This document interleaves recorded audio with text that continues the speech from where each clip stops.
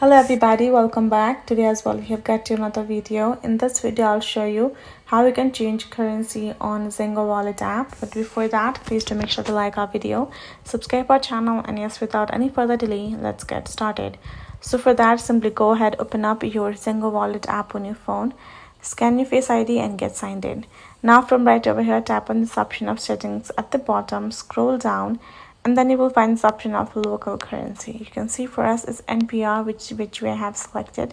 Now I can choose it to however I want. I can make it Australian dollar or British pound sterling and Japanese yen as well, South Korean won as well, or simply to the dollars.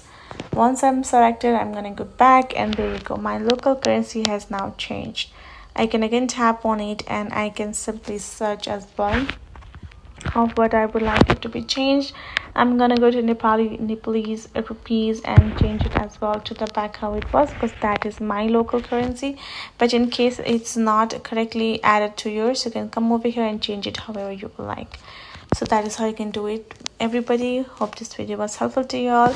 Thank you so much for watching, and I'll see you guys in our next video.